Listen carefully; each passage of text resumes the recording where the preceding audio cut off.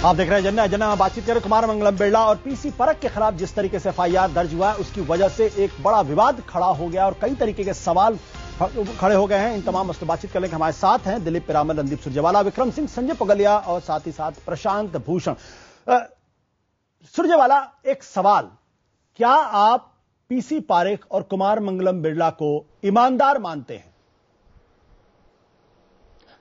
देखिए, दो बातें इसमें हैं। एक एफआईआर दर्ज हुई है, कुमार मंगलम बिरला साहब को भी और पारेख साहब को भी अपने आप को डिफेंड करने का मौका मिलेगा। मैं एक बात और आपके समक्ष रखना चाहूंगा। आदरणीय प्रशांत भूषण जी अभी कह रहे थे कि कोई तथ्य नहीं है। पारेख साहब ने, और आज के समाचार पत्रों में भी है, कल चैनल्स पर भी था, पारेख साहब ने ये कहा कि जब ये कोल ब्लॉक एलोकेट हुआ था नेवली लिग्नाइट कॉरपोरेशन को, जो पीएसयू था, तो उस कोल ब्लॉक की एलोकेशन से बहुत पहले हिंडाल्को ने अकेले इस कोल ब्लॉक के लिए एप्लीकेशन दी थी जी। पर उन्होंने स्टैंडिंग कमेटी में पीएसयू को रिकमेंड किया। बाद में जब बिरला साहब उनके पास गए और उनकी कंपनी गई और कहा कि हम दोनों ही सक्षम थे, दोनों कंपनियां ही, तो इसलिए हमें अनफेयरली ट्रीट किया गया है, तो उन्होंने आपके चैनल पर यह स्पष्ट कहा पारेख साहब ने कि मुझे लगा कि दोनों ये शेयर कर सकते हैं और पीएसयू को एडिशनल कोल ब्लॉक दिया जा सकता है। ये सारे तथ्य सीबीआई जांच करेगी, पर प्राइमा फेसी फैक्ट्स उन्होंने जो रखे हैं उनसे ये लगता है कि केंद्रीय जांच ब्यूरो को और सघन जांच की इस केस में आवश्यकता है। और इससे पहले कि हम किसी की रेपुटेशन टार्निश करें, हमें इसे क्लोजली एग्जामिन करने की भी आवश्यकता है। रेपुटेशन टार्निश करें, हमें इसे क्लोजली इसको इन्वेस्टिगेट करने की या देखने की आवश्यकता है। तो आप मानकर चल रहे हैं कि सीबीआई ने जो एफआईआर दर्ज किया है उन्होंने प्रिलिमिनरी इंक्वायरी नहीं की होगी और आनन फानन में कर दिया होगा? क्या आप ये मानकर चल रहे हैं? क्योंकि आपके कहने और तथ्य का मतलब मैं यही निकाल पा रहा हूं कि आप भी वही बात कह रहे हैं जो आनंद।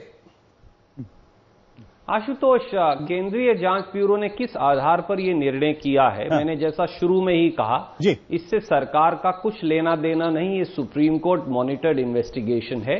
इसका जवाब केवल केंद्रीय जांच ब्यूरो कर सकता है। तो आपके मंत्री फिर क्यों बोल रहे हैं? तौर पे आज तक जो तथ्य आए, आशुतोष केवल एक लाइन, आज तक जो स्पष्ट तथ्य सामने आए हैं, जो पारेख साहब का बयान आया है इसके बारे में, उसको देखकर एक लेमैन के तौर पर और एक वकील के तौर पर मुझे व्यक्तिगत तौर से यह लगता है कि इस केस में और सघन जांच की आवश्यकता है, इससे पहले कि हम किसी जिम्मेवार व्यक्ति पर इल्जामात लगाएं। और मुझे विश्वास है कि सीबीआई ऐसा करेगा। सुरजेवाला साहब, आपने कहा जिम्मेदार है इल्जाम लगाएं, तो क्या एफआईआर लगाना गलत है? मैंने इसीलिए कहा कि ये एफआईआर उन्होंने प्रिलिमिनरी जांच से पहले की है या केवल कुछ तथ्यों के आधार पर की है या प्रिलिमिनरी इन्वेस्टिगेशन की है, इसका जवाब केवल सीबीआई देगी। पर हमारे मंत्रीगणों ने जो कहा है वो केवल ये कहा है कि जब भी आप ऐसा कोई केस दर्ज करें किसी उद्योगपति के खिलाफ, तो ये जरूर जांच लें कि आपके पास संपूर्ण तथ्य मौजूद हैं। सर, मैं फिर इसी बात पे आपके कहूं, जब किसी उद्योगपति के खिलाफ कार्रवाई करें तो संपूर्ण तथ्यों की जांच कर लें। अरे, कानून ये कहता है कि चाहे उद्योगपति हो या कॉमन आदमी, अगर आप एफआईआर दर्ज करना चाहते हैं तो सारे तथ्यों की जांच पड़ताल कर लें और इस निष्कर्ष पर पहुंचे और उद्योगपति में फर्क कर रहे हैं सरकार।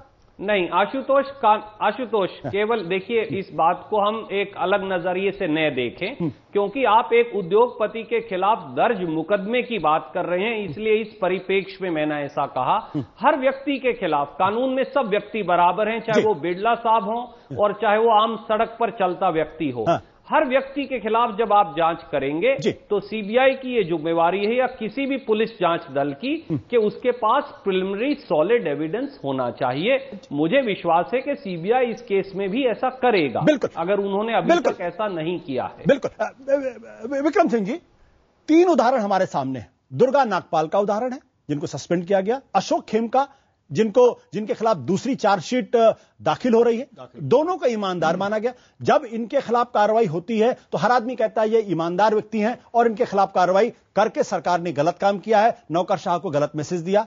परख साहब के बाद भी बारे में भी यही बात किया जाता। लेकिन जब पवन कुमार बंसल के खिलाफ जब कार्रवाई होती है या जब सीबीआई उनके भतीजे को अरेस्ट करती है, तब यह मान लिया जाता है कि नहीं, उनके खिलाफ तो कार्रवाई होनी ही चाहिए और वो भ्रष्टाचार में लिप्त ही हों। आज तक कोई एफआईआर उनके खिलाफ दर्ज नहीं हुई है। तो ये दोहरापन क्यों? आशुतोष जी, ये अक्सर ये देखा जाता है कि प्रभावशाली जब अभियुक्त या पार्टी चार्ज होती है तो एक सिंड्रोम है, show me the man and I will show you the rules. जैसे होंगे देवता वैसा होगा पूजन, और ये चीज बड़ी अस्वस्थ परंपरा को जन्म देने वाली है।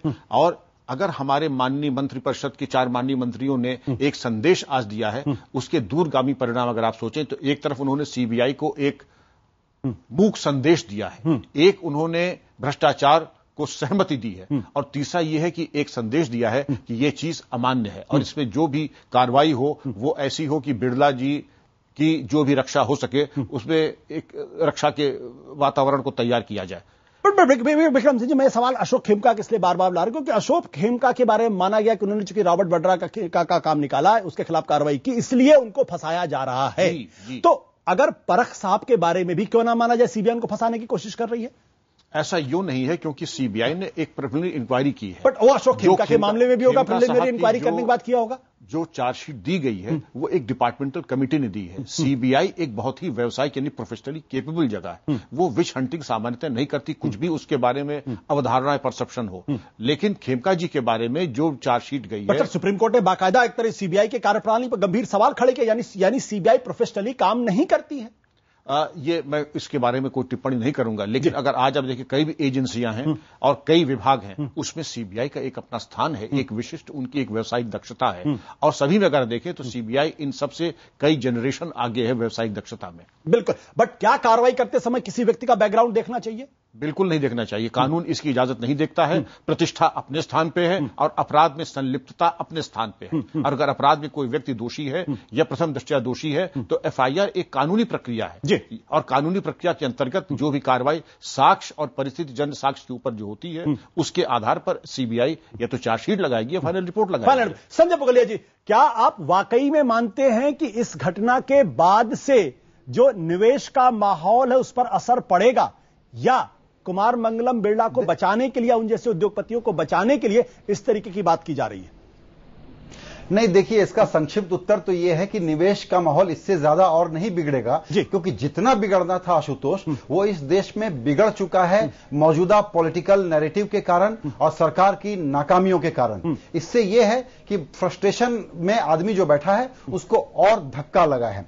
सवाल बड़े छोटे का बिल्कुल नहीं है, सवाल सिंपल है। कानून के पहली क्लास के आदमी को यह मालूम है कि लिमिटेड लायबिलिटी एक चीज होती है, कंपनियों से जुड़े हुए जो कानून है। किसी ऑर्गेनाइजेशन में किसी ने कोई काम किया जिसमें भ्रष्टाचार का कोई मामला है, उसमें कमांड चेन के नाते आप उसके सुप्रीम मुखिया का नाम एफआईआर में डाल तो सकते हैं, लेकिन उसका जो पॉलिटिकल जिस कॉन्टेक्स्ट में हम हैं उससे जो डैमेज है इसको सोचा ना जाए, ऐसा भी अनरियलिस्टिक कोई भी एजेंसी नहीं होती इस देश में, तो बिल्कुल नहीं होती जहां पॉलिटिकल इंटरफेरेंस हर जगह है। तो इसलिए इस देश में जो इन्वेस्टमेंट का माहौल बिगड़ा है, बिजनेसमैन जो चोर होता है, ये जो एक जनरल सेंटिमेंट कुछ सिनिकल लोग फैलाते हैं, ये बहुत डेंजरस प्रवृत्ति है, इससे हमको सावधान होना चाहिए। ये बहुत गलत बात है। इस देश को कोई सरकार या कोई एनालिस्ट नहीं चलाते, इस देश को उद्यमी चलाता है, और उद्यमी के बारे में जो मान लिया गया है कि पहला फतवा यह है कि ये दोषी ही होगा, ये बड़ा गलत है। इस केस के बारे में यह कहना अभी बेमानी होगा, लेकिन भविष्यवाणी कर सकता हूं मैं, इस केस में जो एविडेंस होंगे इतने कमजोर होंगे, 10 या 20 साल के बाद कुमार मंगलम बिड़ला जो क्लीन चिट लेकर के आएंगे, उसका जवाब देने के लिए तो सीबीआई और ये सरकार मौजूद होगी नहीं उस वक्त। बिल्कुल। प्रशांत, आप जवाब देना चाहेंगे जो बात संजय जी कह रहे हैं कि भाई सिनिकल होकर इसमें जो तमाम लोग लगाते हैं कि भाई उद्योगपति है तो भ्रष्ट होगा ही होगा, लूट के काम में लगा ही होगा, चोरी कर ही रहा होगा, इसलिए इनको बेनिफिट ऑफ डाउट नहीं मिलना चाहिए। नहीं, ये तो खैर इस तरह का सिनिसिज्म तो बिल्कुल जायज नहीं है। देखिए, इस देश में ज्यादातर उद्योगपति जो हैं वो ईमानदारी से अपना उद्योग चलाना चाहते हैं, लेकिन पिछले कुछ साल में हुआ ये है कि कुछ जो बड़े बड़े उद्योगपति हैं, खासकर जो सबसे बड़े जो कैप्टन्स ऑफ इंडस्ट्री कहे जाते हैं, उन लोगों ने ज्यादातर इस देश को बुरी तरह से लूटा है। इस देश के मंत्रियों के साथ मिलकर और सारे व्यवस्था के साथ मिलकर इस देश की सारी संपत्ति को, कोयले को लूटा है, लोहे को लूटा है, पानी को लूटा है, बिजली को लूटा है, सब कुछ लूटा गया है इस देश में। और इसकी वजह से सारा इन्वेस्टमेंट क्लाइमेट इस देश में बिगड़ा है, क्योंकि सब लोगों जो लोग ईमानदारी से बिजनेस करना चाहते हैं, उनको लगता है कि भाई इस देश में ईमानदारी से तो बिजनेस करना असंभव हो गया है। इस देश में जब तक आप घूस नहीं देंगे, जब तक आप बेईमानी नहीं करेंगे, आप बिजनेस कर ही नहीं सकते, ऐसा माहौल बना दिया गया है। और इसी लूट को चालू रखने के लिए ये सब फैलाया जा रहा है कि जो लोग इस बेईमानी को पकड़ने की कोशिश कर रहे हैं, वो लोग इस देश का इन्वेस्टमेंट क्लाइमेट खराब कर रहे हैं। सुप्रीम कोर्ट इस देश का इन्वेस्टमेंट। रणदीप सुरजेवाला, जल्दी से आपको जब आप कुछ रिएक्ट करना चाहते हैं उस पर। आशुतोष, मैं प्रशांत जी को सादर एक बात कहना चाहूंगा। जिस सिनिज्म की संजय बात कर रहे थे, वो सिनिकल एटीट्यूड यही है जो प्रशांत जी ने अभी कहा।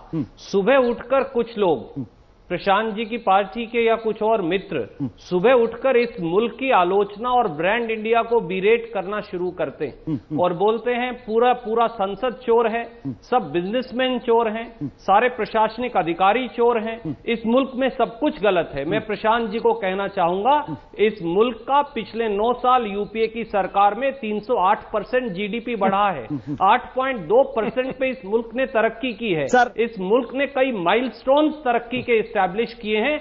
फॉर हेवन सेक, ईश्वर के लिए कृपया करके इस मुल्क को बीरेट करने का ये जो डायलॉग है परसिस्टेंट और सिनिसिज्म, इसे बंद करिए। जो गलत है उनको दंडित करेंगे, परंतु पूरा मुल्क गलत है, पूरा भारत गलत है, ये जो डायलॉग आप हर रोज सुबह उठकर कहते हैं और शाम तक उसको रणदीप, जो बात आप कह रहे हैं, जो बात कह रहे हैं, उसमें बहुत लंबी बातचीत निकल सकती है। न जाने कितने ऐसे मंत्री हैं जो पिछले दिनों जिन्होंने इस्तीफा देना पड़ा, भ्रष्टाचार के गंभीरतम आरोप लगे हैं और आंकड़ा 1 लाख करोड़ से ऊपर का भी निकल जाता। दिलीप पिरामल, मैं चाहूंगा कि आप लास्ट वर्ड फ्रॉम यू, ये क्या है, किस तरीके से क्या बिजनेसमैन को सिर्फ संदेह की दृष्टि से ही देखा जाए या दरअसल ईमानदारी से काम करने की कोशिश करते, जैसा रतन टाटा निकाली घूस देनी पड़ती इस देश के अंदर? देखिए, एक बात सोचने की है, विचार लायक है कि कौन से उद्योगों में भ्रष्टाचार होता है। जहां जहां सरकार से लेन देन होता है वहां भ्रष्टाचार काफी होता है। जहां जैसे कंज्यूमर गुड्स इंडस्ट्री में सीधा ग्राहक को हम लोग बेचते हैं और ग्राहक की खुशी चाहते हैं, कस्टमर इज किंग, वहां भ्रष्टाचार की कोई भी संभावना नहीं होती है, क्योंकि वहां आप किसको घूस देंगे? ग्राहक को तो घूस नहीं दे सकते, उसको तो डिस्काउंट ही दे सकते हैं।